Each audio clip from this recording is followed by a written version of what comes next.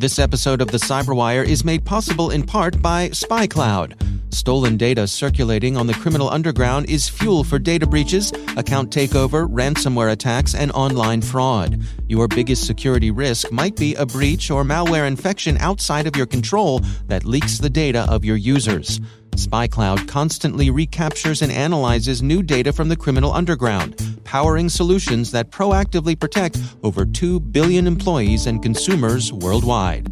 Learn how to make recaptured data your best defense at spycloud.com/cyberwire. That's spycloud.com/cyberwire.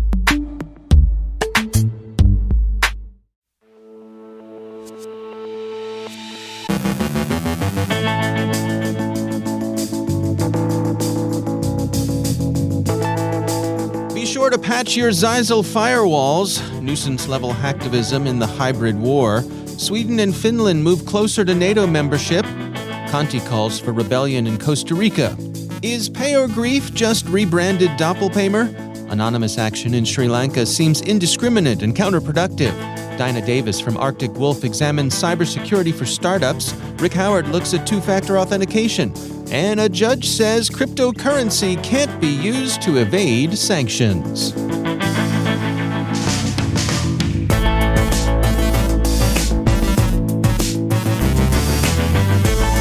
From the CyberWire studios at Data Tribe, I'm Dave Bittner with your CyberWire summary for Monday, May 16th, 2022.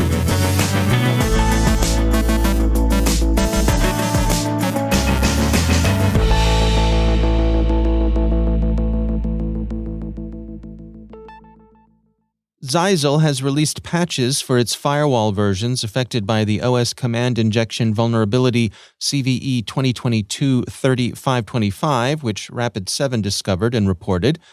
Yesterday, Shadow Server reported that its scans had found the affected devices to be widespread. They saw at least 20,000 of the potentially affected Zyxel firewall models accessible on the Internet, primarily in the EU, in France, and Italy. NSA Cybersecurity Director Joyce retweeted Shadow Server's findings with a terse comment. He said, "Exploitation underway. Check your Zyxel firewall version and patch." The mauling that Russia's 74th Motorized Rifle Brigade took during its failed assault crossing of the Donets on May 11th may be having a more general effect on Russian popular morale. The New York Times reports that pro-Russian military bloggers, some of them embedded with Russian forces, have grown sharply critical of Russian military leadership. The Times writes, "Perhaps most striking, the Russian battlefield failure is resonating with a stable of pro-Russian war bloggers, some of whom are embedded with troops on the front line, who have reliably posted to the social network Telegram with claims of Russian success and Ukrainian cowardice." The Institute for the Study of War wrote Saturday that the commentary by these widely read mill bloggers may fuel burgeoning doubts in Russia about Russia's prospects in this war and the competence of Russia's military leaders. The departures from a consistent line of Russian success and inexorable victory are striking. So far, there aren't corresponding departures from the official line that Russia's special military operation is a just cause. The cyber phases of the hybrid war have recently been marked for the most part by nuisance-level hacktivism. Both sides have developed characteristic attack styles. Anonymous, hacking in the Ukrainian interest under its OpRussia hashtag, continues to dox its targets and dump the stolen data online at DDoS secrets.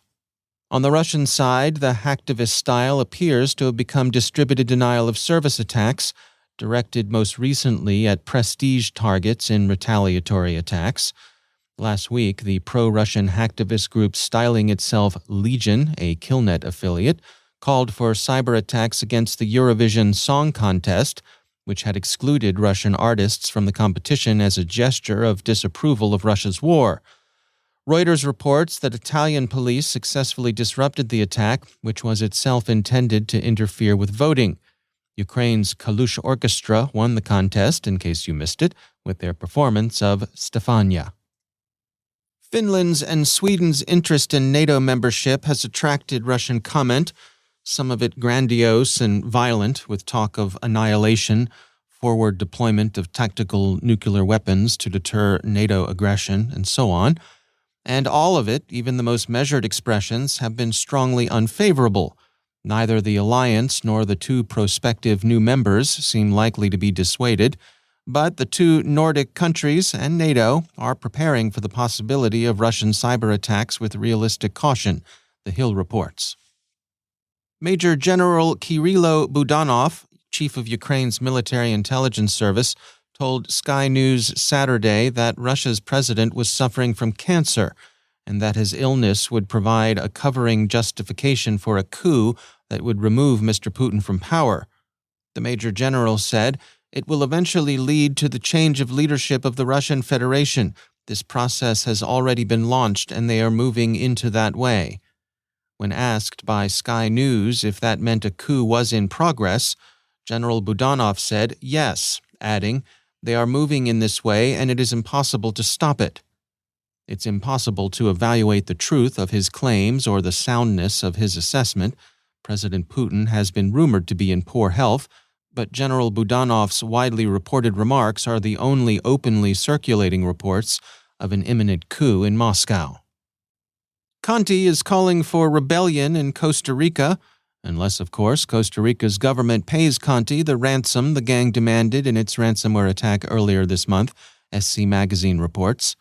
A revolution in the interest of Conti is, of course, unlikely in the extreme, but what's Conti got to lose in asking for one? Investigation of the ransomware attack against the city government of Thessaloniki, Greece, last July indicates that the attackers, Pay or Grief, were not in fact a new gang, but simply a rebranding of Doppelpaymer, Darktrace researchers report. Anonymous hasn't confined its activities to OpRussia. It's also declared its support of anti-government protesters in Sri Lanka by declaring cyber war against the government. But the website Rest of World reports the effects of the action may not be entirely welcomed by those it's intended to support. The anarchist collective conducted distributed denial of service attacks against websites operated by the Ceylon Electricity Board, the Sri Lanka Police, and the Department of Immigration and Emigration. The hacktivists also doxed Sri Lanka Scholar, a private portal connecting students to universities, and the Sri Lanka Bureau of Foreign Employment. In both cases, the names and email addresses of ordinary Sri Lankans were exposed, increasing their risk of falling victim to cybercrime. And finally, any lingering sense of legal immunity cryptocurrency users may retain experienced further erosion on Friday. The Washington Post reports that U.S. Magistrate Judge Zia M. Farquhar of Washington, D.C., explained his approval of a Justice Department criminal complaint against a U.S. citizen who stands accused of sending over $10 million in Bitcoin to a virtual currency exchange in a country under comprehensive U.S. sanctions. The investigation is still in progress, which is why details of the complaint and the identity of the defendant remain under seal. But the judge wants to make 2 points. Cryptocurrency isn't untraceable, and sanctions law applies to cryptocurrency as much as it does to more traditional forms of cash.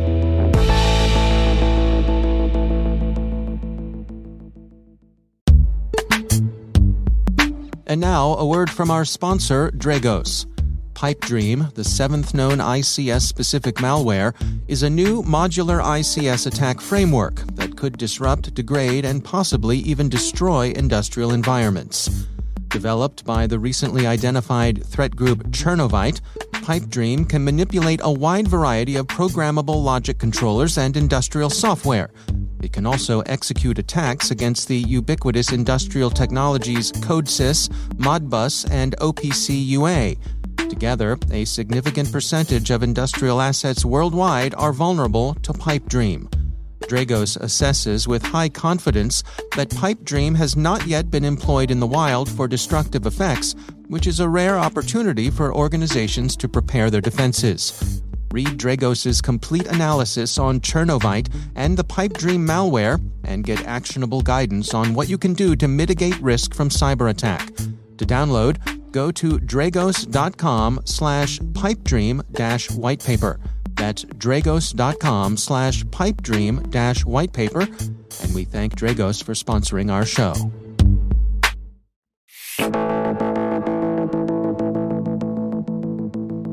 And I am pleased to be joined once again by Rick Howard. He is the CyberWire's Chief Security Officer and also our Chief Analyst. Rick, always great to have you back. Hey, Dave.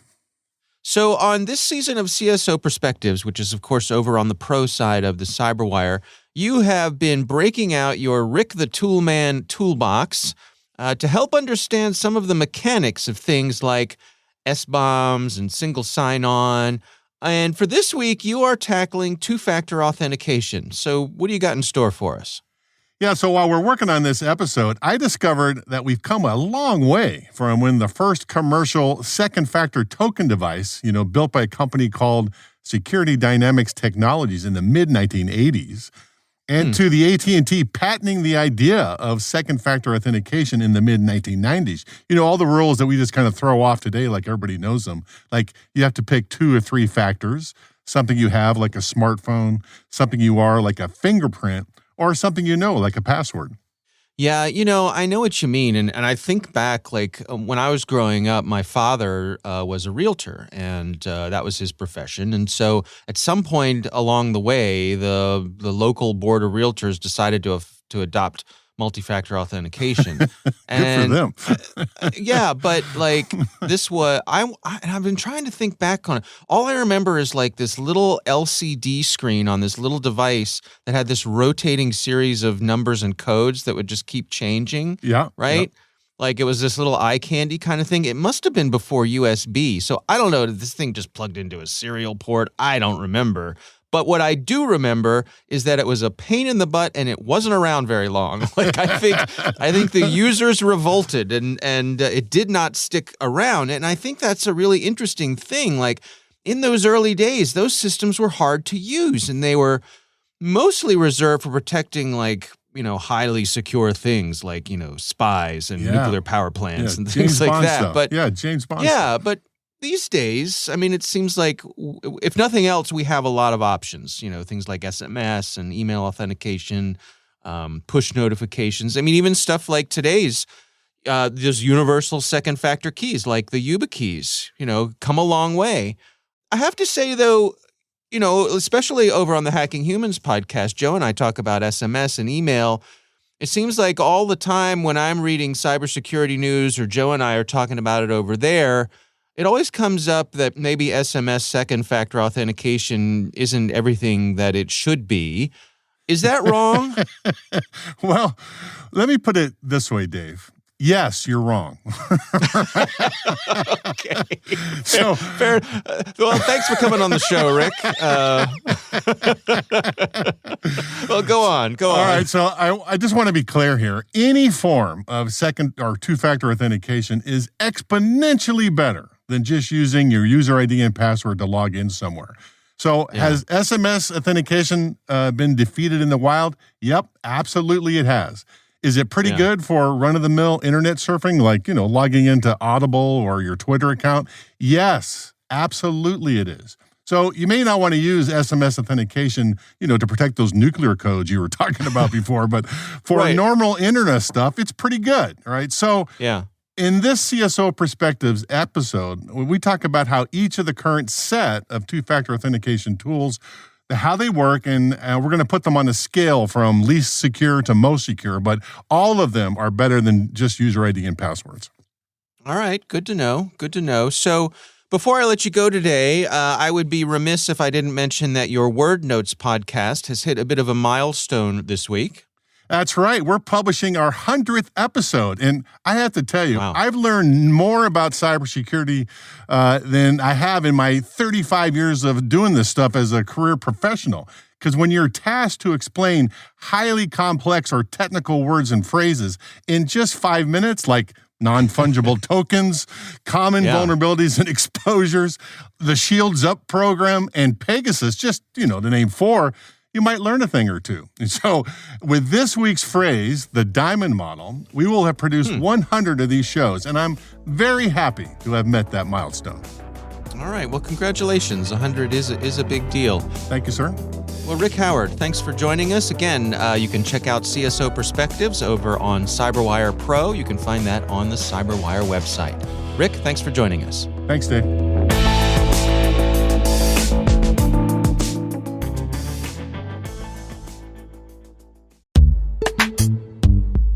And now, a word from our sponsor, the Cybersecurity Inside podcast. Cybersecurity is no longer just a topic for programmers and coders.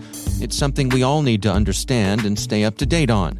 That's why you should check out the Cybersecurity Inside podcast, an incredible resource to learn about current cybersecurity issues, emerging technologies, and ways to navigate this rapidly transforming landscape.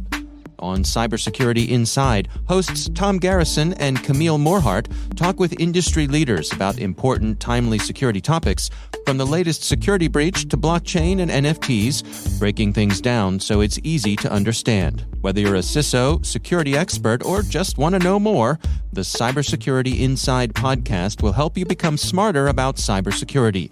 Visit cybersecurityinside.com/cyberwire today to listen to the latest episode.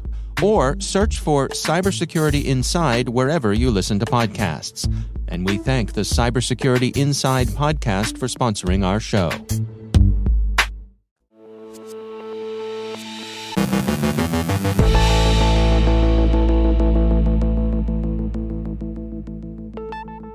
And joining me once again is Dinah Davis. She is the VP of R&D Operations at Arctic Wolf. Dinah, always great to welcome you back to the show. You know, I was thinking recently, actually, my son is a budding entrepreneur, and he and some of his friends are starting up a new business.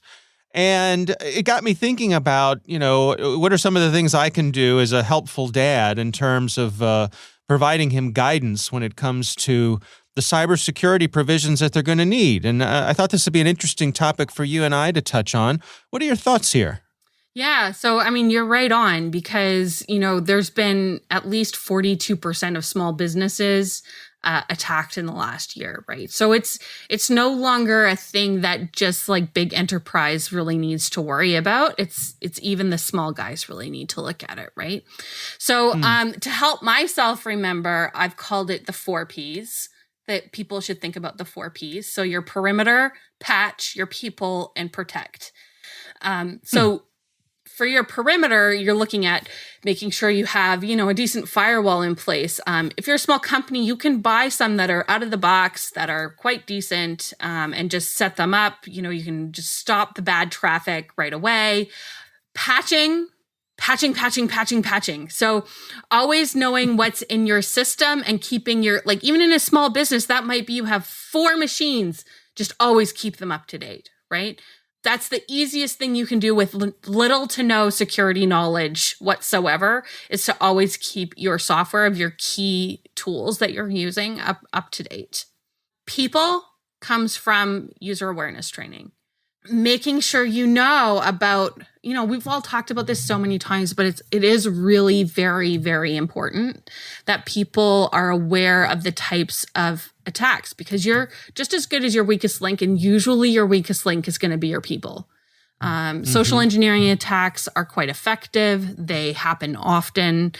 I always recommend, if you can get training that comes in like 3 to 5 minute bursts every few weeks, then that's going to help. It's going to keep things top of mind, right?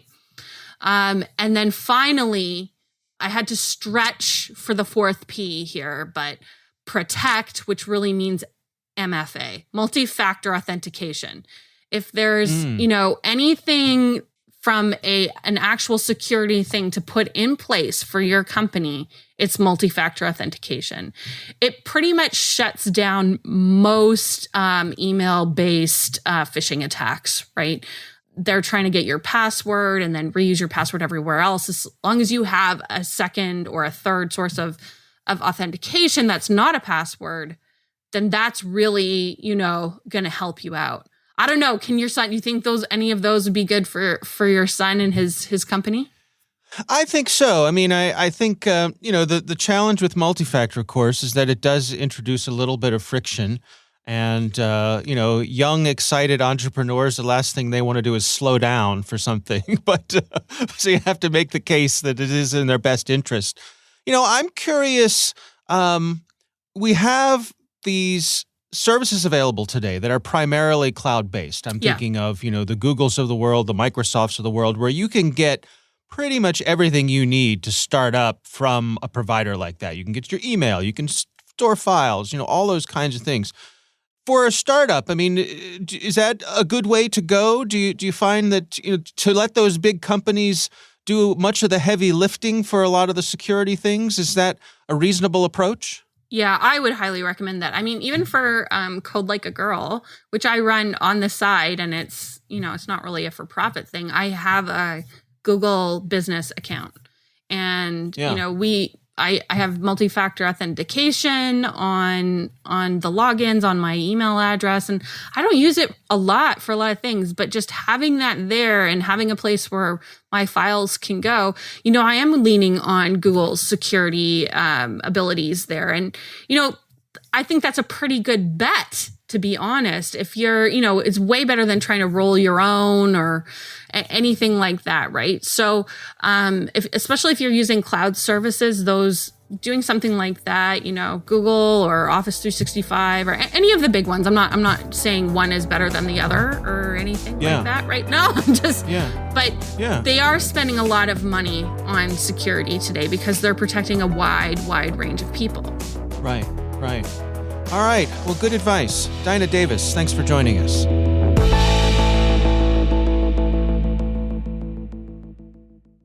Thanks to all of our sponsors for making the CyberWire possible, especially our supporting sponsor, CyberReason. Ransomware shouldn't feel inevitable. You should feel invincible. CyberReason is undefeated against ransomware with the only predictive ransomware protection available. It's the ultimate defense against ransomware. Visit cyberreason.com to learn more.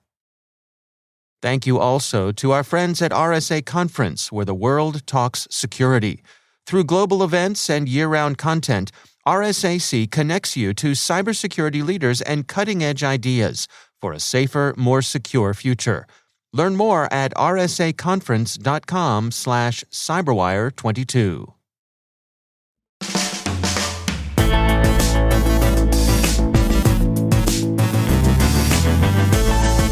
And that's the CyberWire. For links to all of today's stories, check out our daily briefing at thecyberwire.com. The CyberWire podcast is proudly produced in Maryland out of the startup studios of Data Tribe, where they're co-building the next generation of cybersecurity teams and technologies.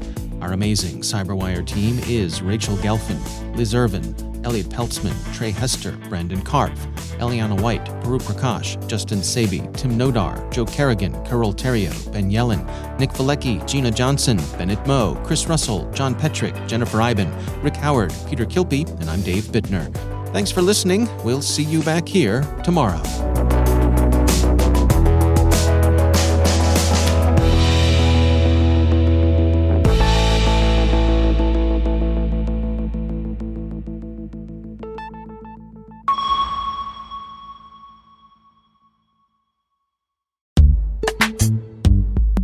And now, a word from our sponsor, CyberReason. They're out there, and they're coming for you. Ransomware attackers, sophisticated criminal armies bringing organizations to their knees and costing companies millions. But ransomware shouldn't feel inevitable. You should feel invincible. CyberReason is undefeated in the fight against ransomware with the only predictive ransomware protection available, automatically stopping attacks before encryption and empowering security teams with full visibility. It's the ultimate protection against ransomware, an AI-powered defense that defeats ransomware at every stage of the attack, stopping today's threats and ready for tomorrow's. True cyber defense designed for true defenders. Because ransomware won't define this era, those who defeat it will. Visit cyberreason.com to learn more. That's CYBEREASON.com. And we thank CyberReason for sponsoring our show.